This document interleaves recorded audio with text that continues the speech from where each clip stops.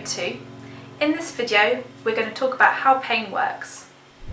In the past, pain was seen as a simple communication system. Damaged structures cause the alarm bell of pain to ring.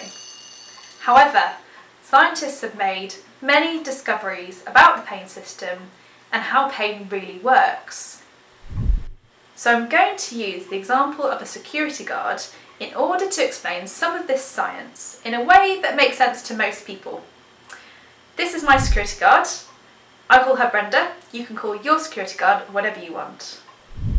We can think of our pain system as being a bit like Brenda, our security guard, in this picture. Brenda's job is to look out for and take action against potential danger. So throughout our body we have millions of specially adapted nerves which provide information about what's going on inside and outside of our body. Now, our pain system is interested about the information which comes from temperature, strain and the build-up of certain chemicals.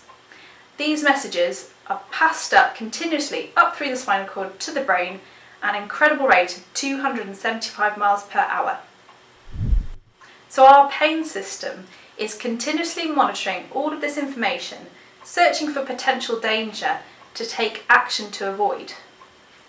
It's important to remember, however, that Brenda's purpose is to take action to avoid danger, and she's not a maintenance person looking for problems to fix. So if our pain system is worried, then there are typically 3 things that it will always do in order to help take evasive action. Firstly, it causes a reflex action such as pulling your hand away from a hot surface or causing all your muscles to tighten up around a vulnerable structure. Secondly, it sets off an alarm that you will find difficult to ignore, and this is the unpleasant sensation of pain. Thirdly, it increases our sensitivity to what we're feeling in our body. However, Brenda is not a robot who just looks at screens and presses buttons. She's part of our nervous system, our pain system, and she uses what she knows in order to make sensible decisions. So Brenda will take into account the current circumstances.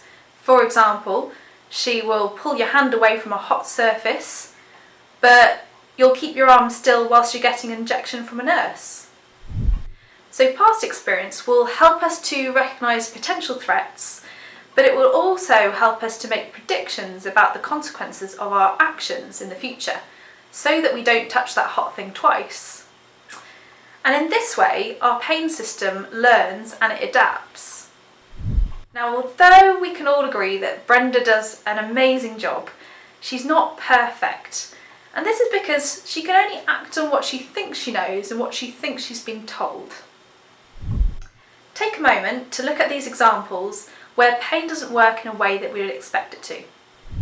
For instance, we can all probably recall how painful it is when we stub our toe. However, if you were running away from a grizzly bear and stubbed your toe, you'd probably hardly notice. Another example, which shows how fascinating pain can be, is phantom limb pain.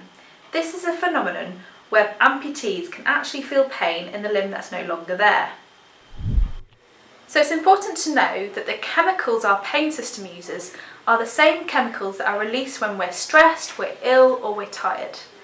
And that's why stress can often increase pain and pain can increase stress. So don't worry if some of this information is a bit confusing or doesn't quite make sense. Your physiotherapist will be able to explain this in more detail. What's important to take away from this is that pain is complex and there isn't a simple solution.